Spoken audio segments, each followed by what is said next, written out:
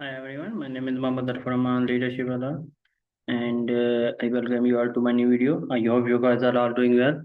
Today we are going to discuss with ChatGPT about the importance of sleep, how to build a healthy sleep routine, which is everyone need uh, because you may know or you are facing too many things and your mind went blank. Sometimes you don't even understand what is happening, like when you try to study, when you are doing some kind of work, you just mix your own self in it.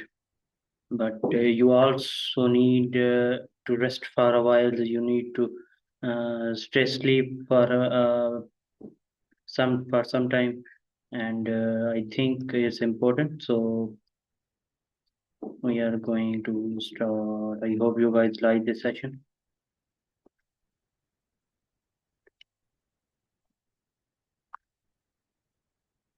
Hi, mate. How are you? Hey, I'm doing really well. Thanks for asking. How about you? How's everything going? Well, everything is going fine. Today we are going to discuss with you about the importance of sleep, how to build a healthy sleep routine. I think it's important, but not only myself, but my also audience because they need to know why is it important in their life. They need to do their tasks and build everything. So, are you ready for this session? Because it's great session. Absolutely. I'm really excited to dive into this topic. Sleep is such a foundational pillar for everything, our focus, mood, health, so it's definitely worth unpacking. What angle are you thinking of starting with? Maybe why sleep matters or practical tips first?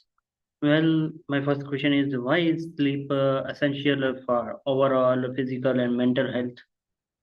Ah, that's a great starting point. So, sleep is basically when our body and brain do a lot of their repair work. Physically, it's when tissues grow, the immune system is strengthened, and it's also when memory consolidation happens in the brain. So, without enough sleep, we often feel more stressed, less focused, and even more prone to illness. It's really a total game changer.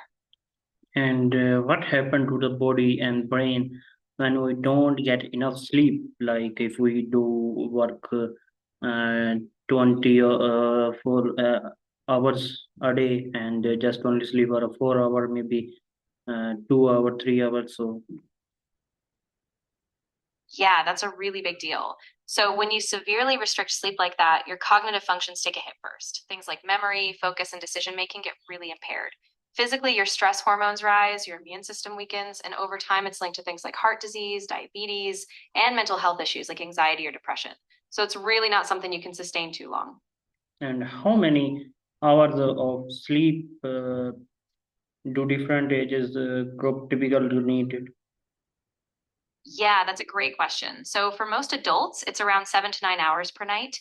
Teens usually need a bit more, about 8 to 10 hours, while younger kids and toddlers need even more, often 10 to 14 hours, depending on age. So, it really varies, but the big picture is that everyone has a sweet spot for their age. And what are the common signs of a poor sleep quality? Yeah, definitely. So, some common signs are feeling really groggy or fatigued during the day, having trouble concentrating or being easily irritable, or even relying a lot on caffeine. And sometimes people also wake up with headaches or just don't feel refreshed, even after a long sleep. And how does sleep affect memory and learning ability? Ah, it's really fascinating. So during sleep, especially in the deeper stages, your brain actually consolidates memories. It takes the things you learned and kind of transfers them from short term to long term storage. So if you're sleep deprived, you struggle to remember things, and your ability to learn new skills also takes a hit. And what is a healthy sleep routine and why is it important? Yeah, a healthy sleep routine is really all about consistency. So going to bed and waking up at the same time every day, even on weekends. Avoiding screens an hour before bed and having a calming pre sleep ritual like reading or light stretching helps signal to your body that it's time to wind down. And it's so important because it keeps your circadian rhythm in check so you fall asleep easier and stay asleep. And how does a consistent sleep schedule improve Yeah, sleep quality? exactly. When you keep a consistent sleep schedule, you actually help train your body's internal clock. So you fall asleep faster, wake up more easily, and your overall sleep cycles become more regular. That makes your sleep deeper, more restorative, and it just boosts your daytime energy overall. And what role does and the circadian rhythm play in sleep. Yeah, the circadian rhythm is like your body's internal clock. It regulates when you feel alert and when you feel sleepy over a 24-hour cycle. Light is a huge cue for it. So when it's dark, your body produces more melatonin, which makes you sleepy. When your circadian rhythm is aligned with your schedule, you sleep better and you feel more balanced throughout the day. And how can screen time before bed affect sleep pattern? Yeah, that's a big one. So screens, especially the blue light from phones or laptops, can actually suppress melatonin production, making it harder for you to fall asleep. Plus, mentally, it keeps your brain more stimulated, so it can push your bedtime back. Reducing screen time at least an hour before bed can really help your body wind down. And uh, what are some simple habits to improve sleep naturally?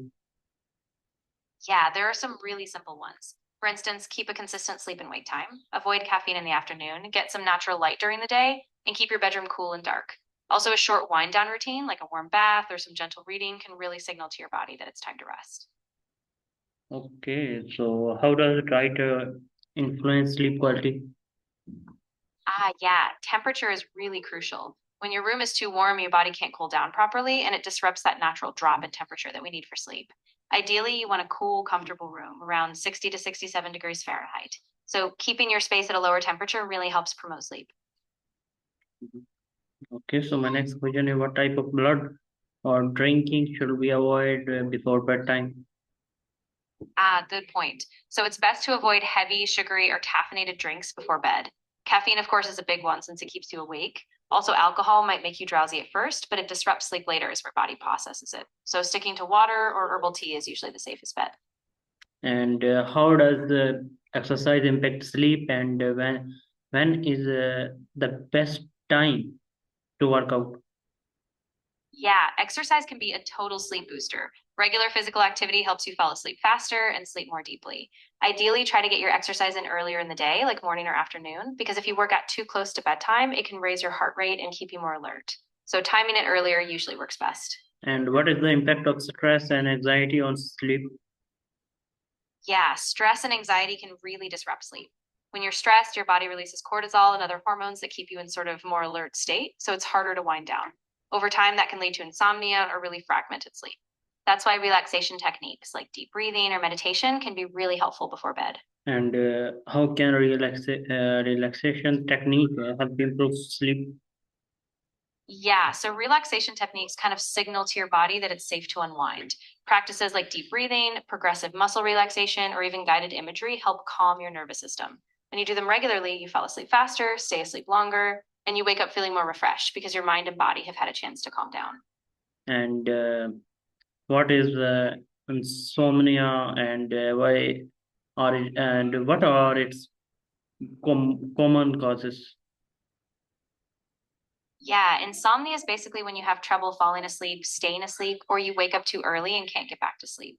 Common causes include stress, anxiety, poor sleep habits, or even medical conditions like chronic pain or hormonal imbalances. So it's kind of a mix of lifestyle and biological factors. And how can someone fix a disrupted sleep schedule? Yeah, so to fix a disrupted sleep schedule, it really helps to start with consistency, going to bed and waking up at the same time every day. Avoid naps, especially in the late afternoon, and get exposure to natural light in the morning. And if needed, you can gradually adjust your bedtime by 15 minutes each night until you get back on track. And is taking naps during the day helpful or harmful for sleep? Yeah, it kind of depends. Short, early afternoon naps, like 20 to 30 minutes, can actually be really refreshing and still let you sleep well at night. Too long or too late in the day, they can mess with your nighttime sleep. So timing and length are key. Okay, so my next question is how can creating a bedtime routine improve sleep quality? Yeah, a bedtime routine is super powerful because it signals to your brain that it's time to wind down. When you do the same calming activities like reading, gentle stretching, or even a warm shower, your body starts to cue that it's time for sleep. Over time, it improves both how quickly you fall asleep and how restful your sleep is. Okay, that's great. So my next question is Of what course. is the ideal sleep environment, light, temperature, and noises? Yeah, so the ideal sleep environment is pretty cool,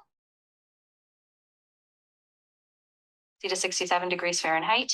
Keep it dark by using blackout curtains and try to minimize noise. White noise machines or earplugs can help. Also limit any bright screens or lights before bed to keep that restful vibe.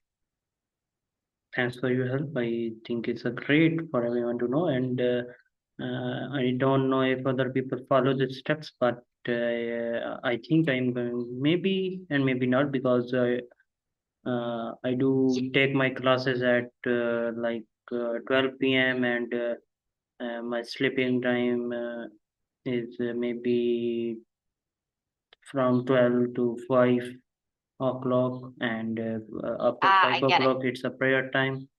And I hope you Yeah, guys like this session, and it's very important for everyone to know and why sleep is more matter for us. absolutely. Yeah, sleep is just such a cornerstone of well-being. And I think once people see how it affects their mood, focus, and even their health, they really start prioritizing it. So I think this will be super valuable for them. Thanks for your time. I hope you guys like this session. That's it from my side, and Allah Hafiz.